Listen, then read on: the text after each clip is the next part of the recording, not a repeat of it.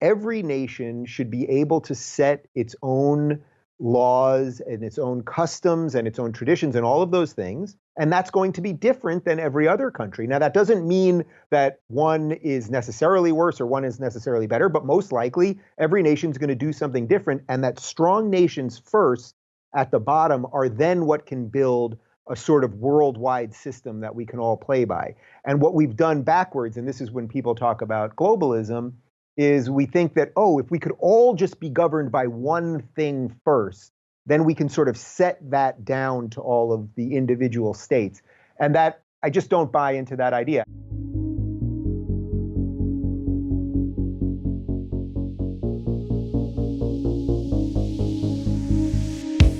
Hi, everybody. Michael Shermer here, talking to Dave Rubin about his new book, Don't Burn This Book. I tried to burn it last night because I ran out of firewood and it just wouldn't take. So I don't know what the deal is here. They got special paper or something. We sent Anyway, you the fire retardant copy because you're a yes, skeptic, right. and I knew you'd be up to no good. That's right. Sort of like polyester suits. They don't burn. So, well, I read your whole book. I did it on audio and then read it before we talked before on my podcast from the print edition.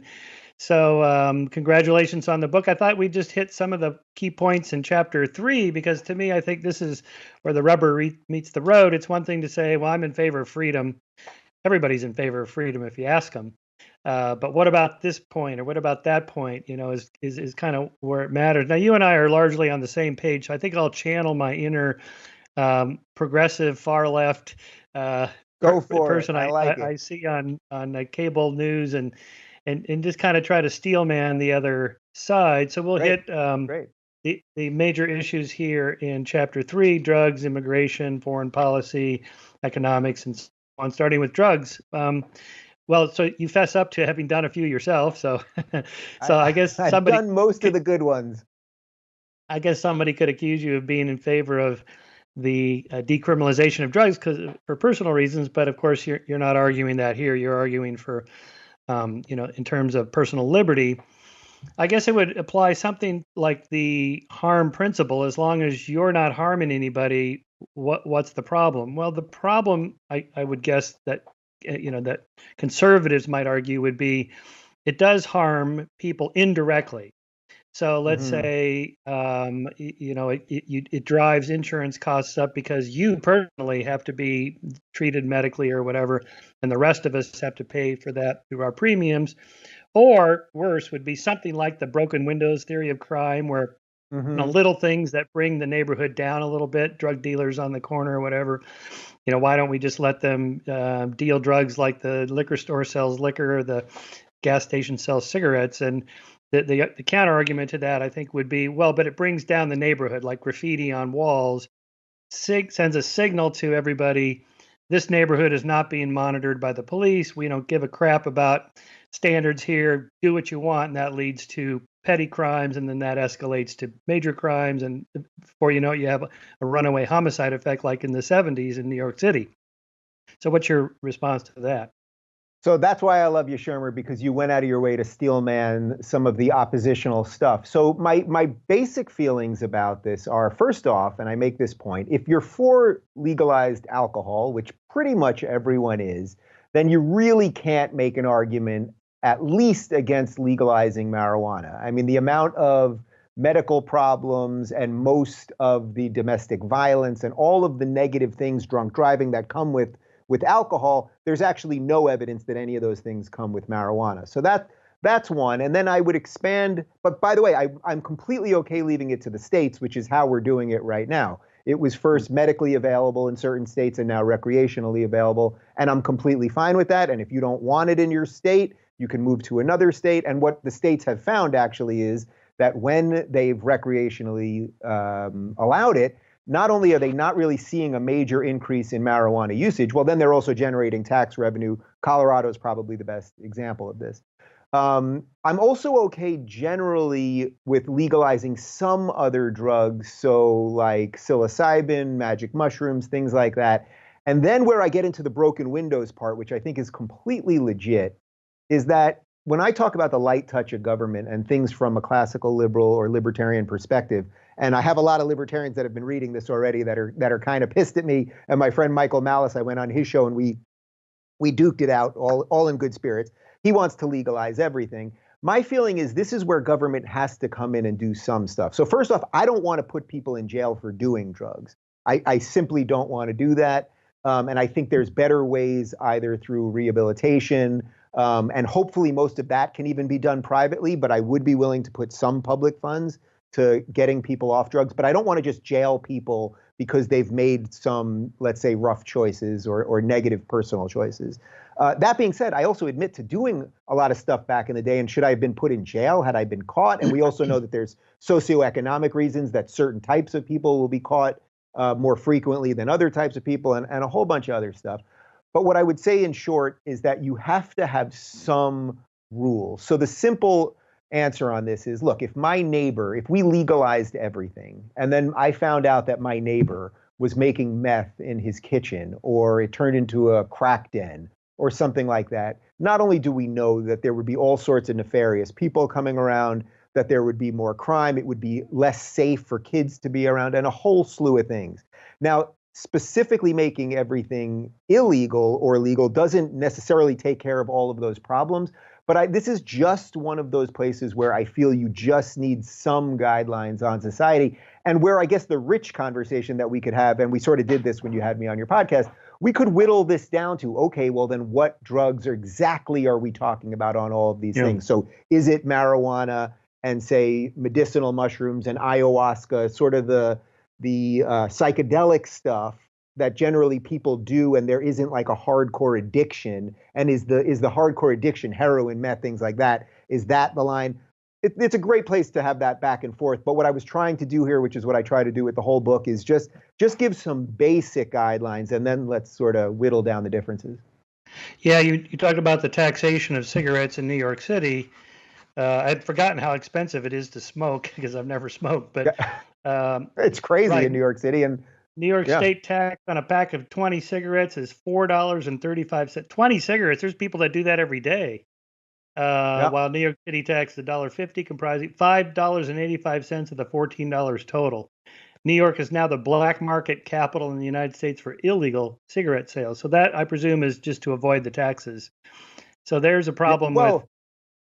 Yeah, well, it's also that, if you're taxing people on vices in a weird way as the state, you end up needing people to have vices to generate revenue. And I don't like that idea that we're going to sort of, in a weird way, need the very people we're trying to stop from doing these things. So, again, this is where I just want to get the government out of the way as much as possible, but I don't want to crack down next door. Yeah. Woody Allen had a funny bit about to get divorced in New York State. This is back in the 60s. There had to be a cause. So as he said, what was it? Adultery is required in New York City. Right, exactly. So you have to have it. Yeah. You have to have it. Yeah. So anyway, that's kind of funny. Yeah. So that's the problem with, so the counter argument to legalizing pot, say, and then taxing it is that if you drive the taxes too high, or the regulatory bureaucracy to set up a pot farm and so on is so it's so large that people then just do it on the sly anyway, just to avoid all that. And I think that there has been some cases in Oregon where there's a lot of illegal pot growers still because they can't get the license, or they don't have the money for the license, and then all the taxes. Right. And all of that I would leave up to then hopefully some other people come in and they find cheaper ways to make marijuana or to grow marijuana or everything else. That's where competition, I would hope, would depress some of those costs. But again, it's not perfect. And that's what I try to say throughout the book, right, that if you're dealing with these issues honestly, as opposed to sort of this utopian idea that we can create a perfect law for everybody that's going to stop everyone from doing all the bad things and they're only going to do the good things, that's just not real. So what I try to do is get out of people's way as much as possible, but then also say, okay, we got to have some guardrail so that we're not completely going off the deep end. Okay, gay marriage. This one's kind of hard for me to steel man the other side because, I'm so in favor of it. But we don't have to go back very far. 2011, both Hillary and Obama were against it before that. And pretty much, that was the trend. So what were their arguments? Okay, let's see. The state sanctions marriage for a reason because the state wants citizens to have more babies. So marriage is sort of the foundation of family with children.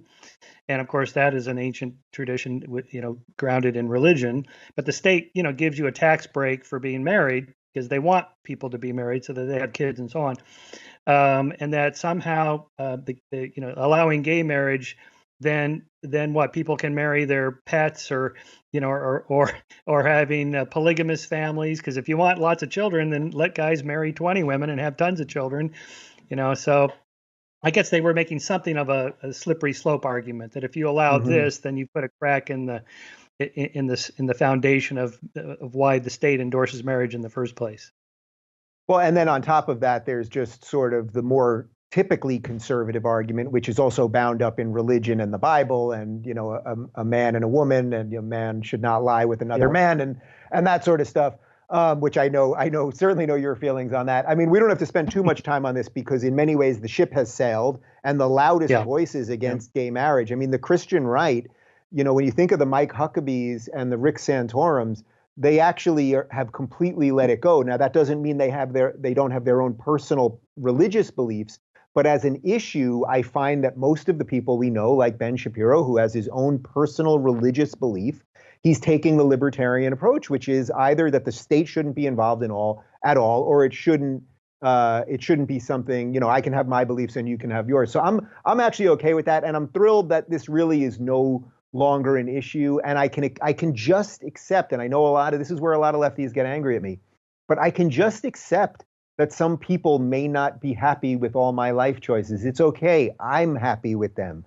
And that's enough for me. So I don't even think it's really one that I sort of wrote it very quickly because it was kind of like the ship has sailed. And, when you get wins, I think this is one of the things that people don't do well in politics. When you get a win, be gracious about it. Like, I don't need to now rail against and say, oh, but all of you used to be against it, and just keep clubbing over the head. Guys, we got to win. Let's move on. Yeah. Let's move on to a much harder problem, I think, is immigration. Obviously, we don't want to open the borders up to everybody, and we don't want to close the borders to, so nobody comes in. What's the right balance? How do you find that? That was a very dangerous word you used there, my friend, obviously, because, a lot of people don't find that obvious. I mean, there's sort of the lefty version of open borders and sort of no nation states. And then there's a very strong libertarian argument for that, too. Yeah. I am completely against both of those arguments. That is an odd one for the horseshoe theory, right? Because you've got the far lefties and the libertarians both saying just open it up and we'll have one passport and you can wander through and commerce and all that. Look, I believe in strong nation states. I believe in an American ethos that is special, that is different than a Canadian ethos and is different than a Mexican ethos. We are separate countries.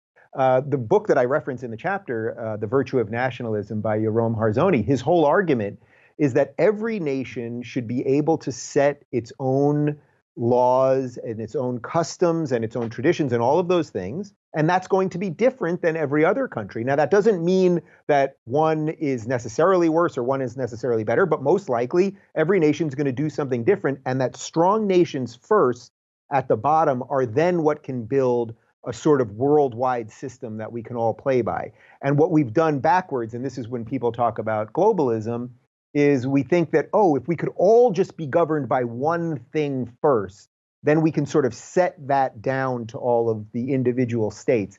And that, I just don't buy into that idea. I don't buy into it from an American perspective when I talk about the federal government. I like things to go this way.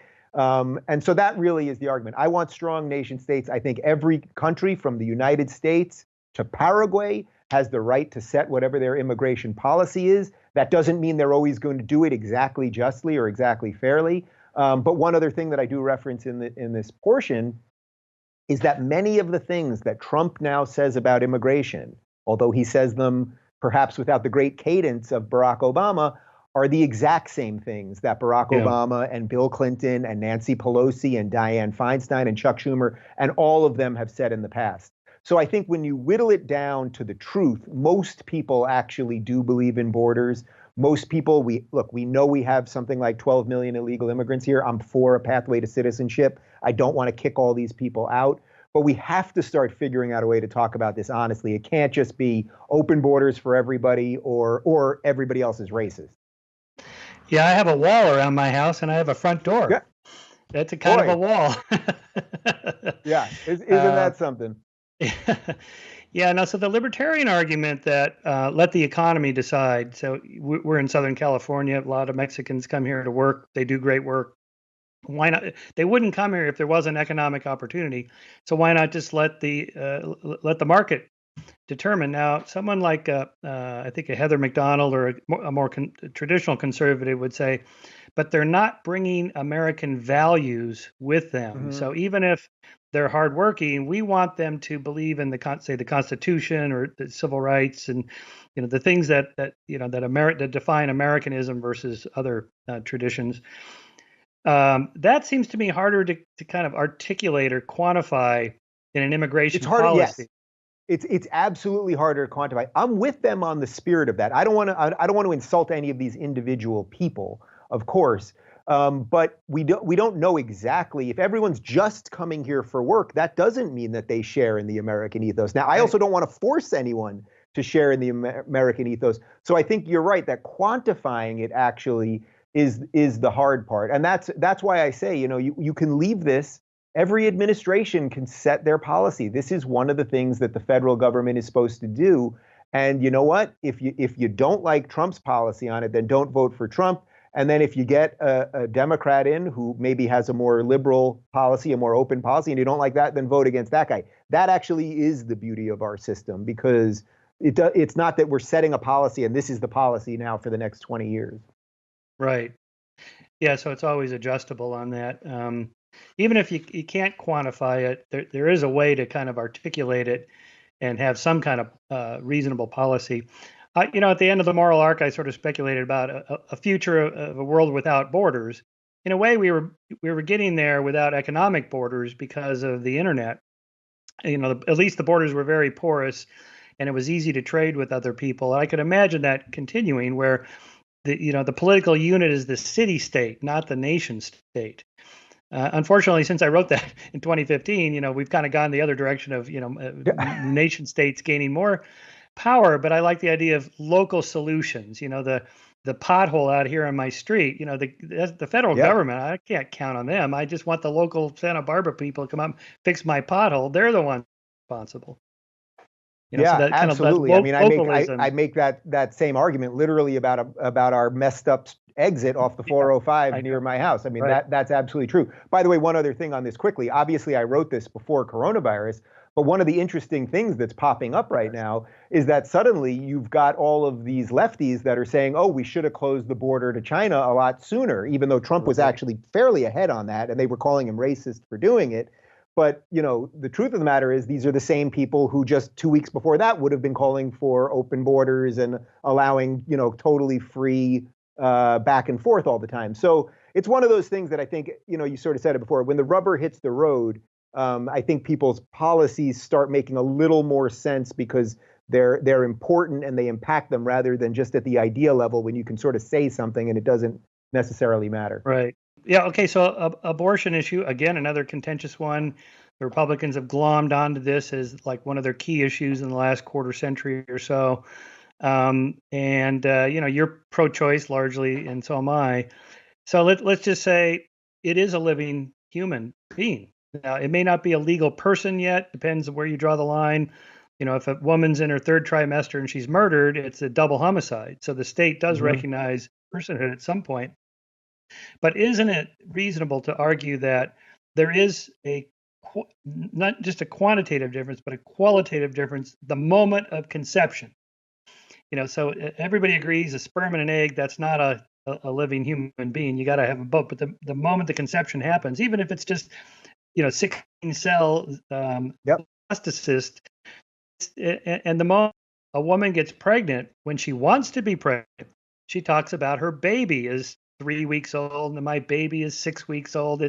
I can't wait to have my baby. They don't talk about it like it's a piece of medical tissue that has to be removed like a tumor. They talk about it like it's a human being. So why is it not murder? So I love that you're steel manning this one of all of them. And as you know, that my last line in this chapter is now that you all hate me, let's move on.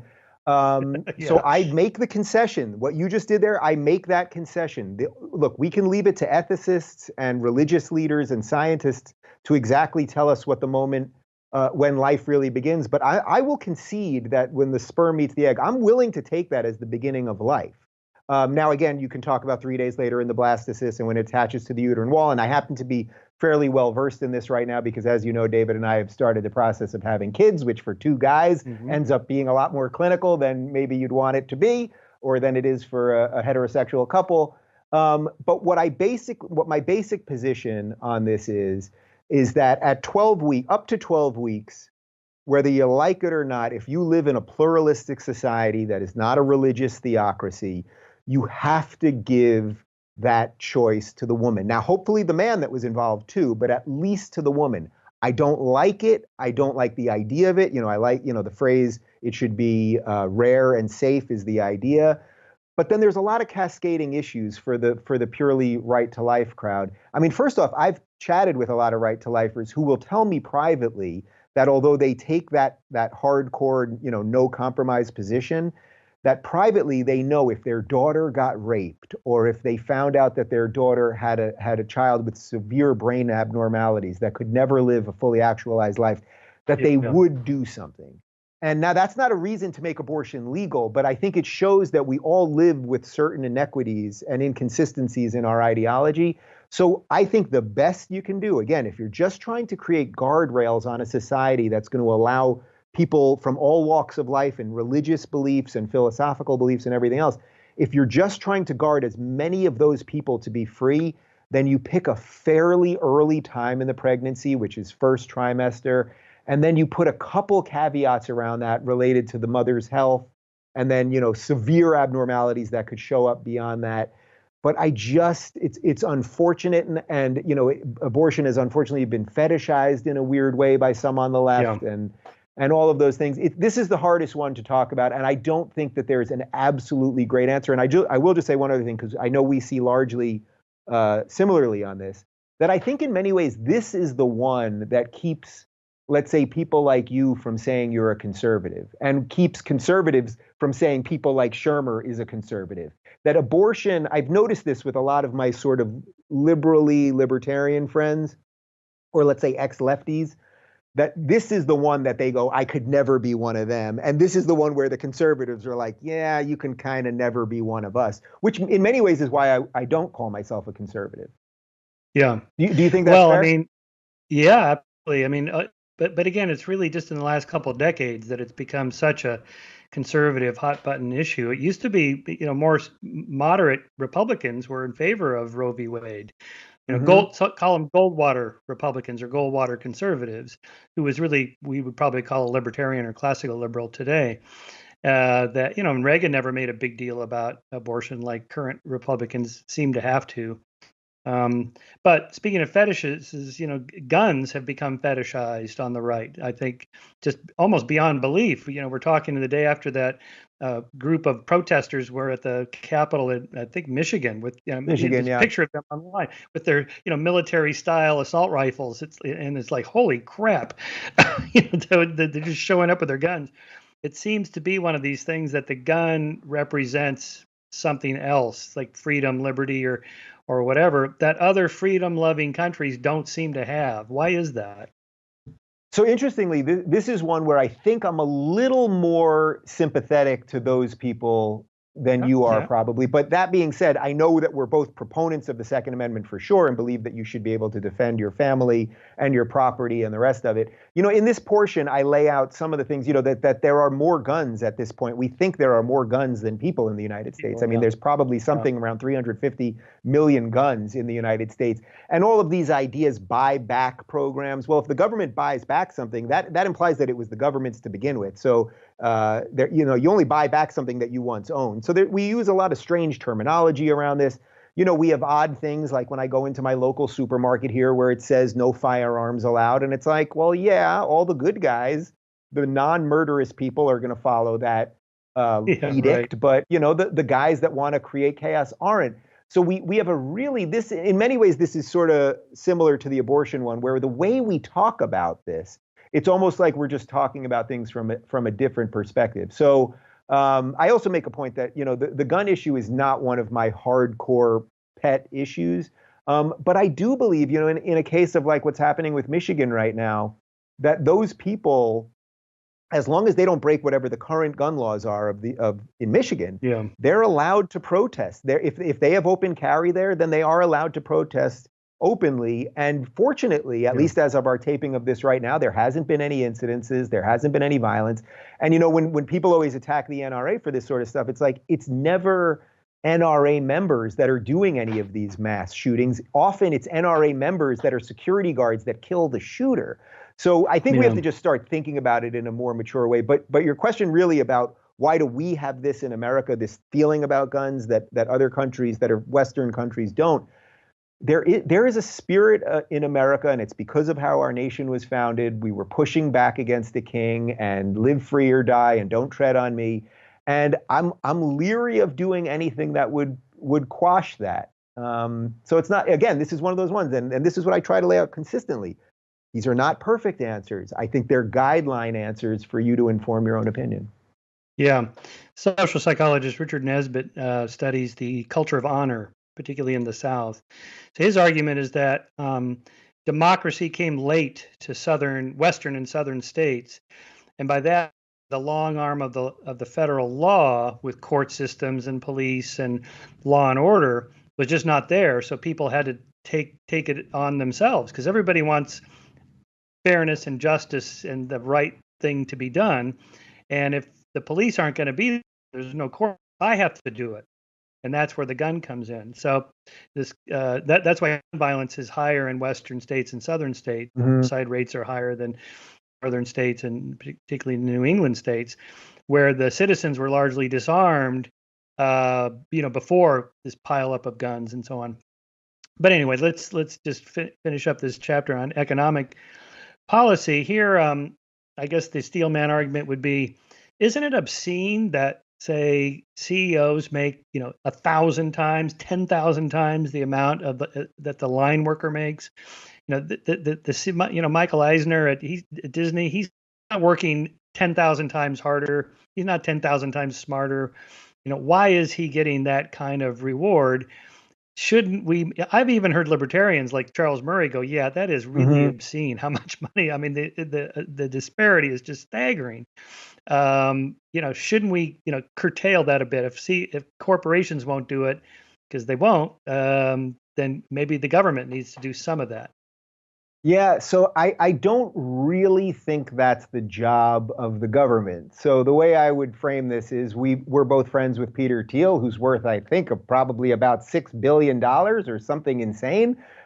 He's got a sick house. He's got several sick houses that I've been to.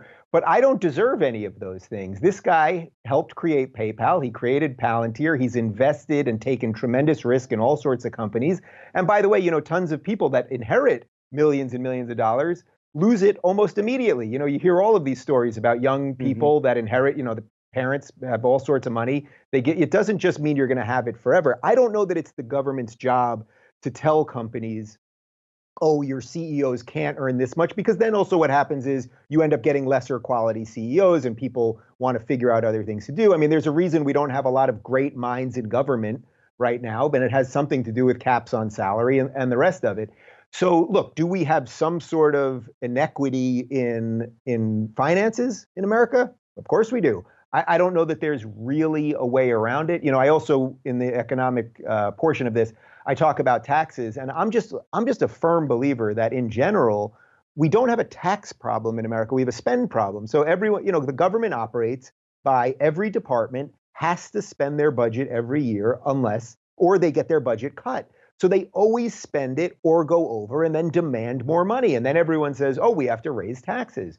And even right now in the midst of Corona, while we're doing this stimulus, I would much rather, instead of the government just giving people money, which I'm not opposed to for the people that are hurting right now, although I don't love the concept, I would much rather have allowed people to keep much more of their money in the first place. So what I call for basically is I call for an 18% flat tax with some exceptions. I actually do a little bit of a progressive game, which is where I say, classical liberals are just guilty libertarians. If you make something over 5 million bucks, yeah, you could pay a little bit more. I'm not even sure it's economically sound, and I'm pretty sure Thomas Sowell would smack me over the head with a newspaper for saying it. But again, I'm talking about guidelines here, so that's where I'd be throwing a little something to the lefties to say, yeah, you could pay a little bit more up top. And then, by the way, at the bottom, I am okay with the poorest amongst us getting a free ride on taxes. But I think a flat tax, it would get rid of all the loopholes. It would treat us all equally. It wouldn't punish success. And I think that's sort of how you have to do it. I don't, we know that this system's not working. We know that there's a million ways around it. We know, Michael, we live in California. Yeah. I mean, come on, our taxes, Yeah. you know how much better we'd be doing if we live in Texas. And right now we can't even go to the beaches. So what the hell are we doing Right. here? I'm not sure. Well, the beaches are still open in Santa Barbara if you want to come up this weekend. Oh, you're doing. I may visit you this weekend.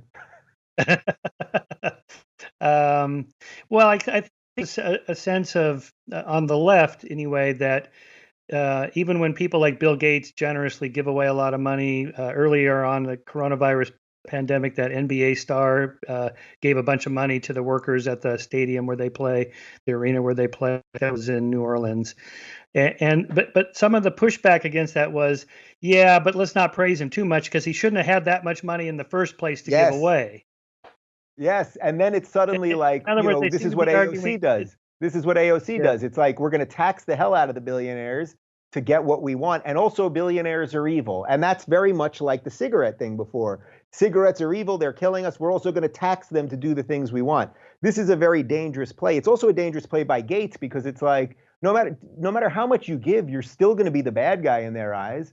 So I don't think that sort of guilt-ridden policy is a great idea. That's where I would just rather we flatten the taxes as much as possible with some relief at the bottom, a little extra up top, which again, I'm not even sure is morally or financially right, but that would be just throwing something to the lefties. And then pretty much you get the government out of the way and you cut back some regulation and you let the economy move.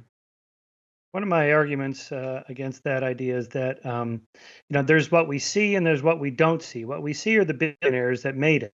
What we don't see are thousands or tens of thousands of entrepreneurs who never made it, or they're just kind of barely successful, or they failed, or they lost all of their money. I have a VC friend who tells me that, I forget what the exact numbers are, but out of 100 pitches, they fund one. And out of the Yep. 100 that they fund, one makes it to IPO where the head guy makes $1 gazillion. So many are called, few are chosen. And we only see the one at the top and they go, hey, how come that guy gets so much money? Well, if you're going to take his money, then what about all the failures? Are we going to fund them? In a way, we Right. are funding them by saying you should take all these risks because if you make it, look what you get. And if you lose, sorry, buddy. That is the exact point. Listen, as a guy that just started a tech company in the last year, I've been in a lot of pitch meetings. We've pitched to a lot of people. Some people bit, some people didn't. And if it's a bust, some people are going to lose some money. And if it's a win and we go to IPO one day, some people are going to make serious bank. And that's what free market capitalism is all about. Right. Okay, last kind of general. I don't think you talked about prostitution and polygamous marriage in the book, but I wanted to touch on that in the sense that the libertarian or classical liberal argument of the harm principle, it's the consenting adults, prostitutes, and say polygamous women that want to marry the guy and have sister wives or whatever. What's wrong with that? Now, that's the position I've always held, but then Mhm. when you kind of pour into it and you see, well, a lot of these women in prostitution were, teenagers. They weren't really Mhm. consenting, and the pimps get them drug addicted, and they beat them, and so I thought, maybe the light touch of the state has to kind of regulate some of that, and also these polygamous women, they were raised since the time they were children. This is what you're going to do. You're going to marry this old guy. Oh, okay, what do they know? So then when you put them on camera, they go, yeah, I love being a sister wife to so and so, but they don't really Right. know what the kind of autonomy and free choice would be like if they weren't raised that way. To me, this is a hard one because it's implying that the state's going to get in there and muddle around about what it means to have free will or consent or autonomy. So this is I don't talk about it specifically in the book, but I did write a little bit. You know, we had to cut some things as you have to do. On the prostitution side, I'm actually okay with prostitution being legal. I get all of the more traditional conservative arguments about what it does to the women and the family and all that, but we know it's happening anyway. And there are plenty of studies out of Amsterdam where they're in a union and they get benefits and all sorts of stuff, and you can clean it up and get some of the drugs out. So that would be one. Right. As for the multiple wives, I'm sort of with you. It's a messy one, and again, this is where I get the more traditional conservative argument about the traditional family as sort of the building block for everything else. So I would lean against it just by saying if the government is involved in marriage, which it is right now, then it should just be one person can marry one person, and we just leave it at that. But I think we should probably put that one aside. That's a whole other thing. Yeah. I know we've got one more here. Okay, final point. So one of my favorite books, and that gets pushed against me on the big pro-free speech idea and tolerance, is Karl Popper's Open Society. And so this is always thrown at me. What about Popper's paradox? That is, if you tolerate intolerant people, the intolerant people will get power, and they won't tolerate you, and therefore they'll get a toehold and then take over. What's your counter to that? This is almost the hardest one there is, right? That's why it's the paradox, and I think we see a lot of this these days, that there are a group of highly intolerant people who are telling everyone else they're the intolerant people, when we know that the ones who are saying it would gladly use the state to silence other people. So this is a massive problem. I would say, look, right now it's like Trump happens to be in power, and they can say that the conservatives and the religious people are all intolerant, but nobody's coming to knock on their door. You can tweet at Trump all day long that he's Hitler and all the worst things in the world, and the Gestapo doesn't show up at your door, and you don't get pulled to the gulag, right? What I do fear, though, is the counter to that, which is, imagine if we had a really progressive or leftist president, and suddenly the same thoughts were being presented. If he tweeted it, let's say it was President Elizabeth Warren, and she tweeted out something, and suddenly all the conservative commentators were telling her she's Hitler and just saying all the awful things that people say about Trump all the time. I'm fairly certain that the progressives would gladly use the power of the state to silence dissent. So I do think this is almost one of the biggest problems that we have right now, because there's an asymmetry it's not just an asymmetry of power, it's an asymmetry of what type of people want to use power. Lefties are generally saying we want the state to do things. They believe the state can do a lot of good. The more libertarian-minded of us, it's not that we don't think the state can do good, but we're leery that the state could do a lot of bad, so we don't want to give it that kind of power. So this is why the paradox is the paradox.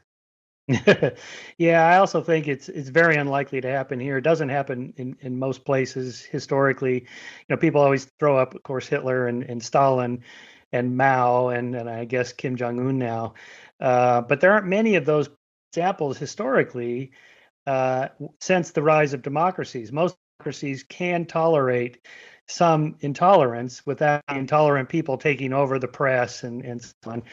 As much as Trump has been hammered for himself hammering the New York Times, for example, saying the failing New York Times and so on. Well, apparently the New York Times subscription rates are the highest they've ever been. And, they seem to be thriving pretty well. So whatever he's doing, he's not stopping the press.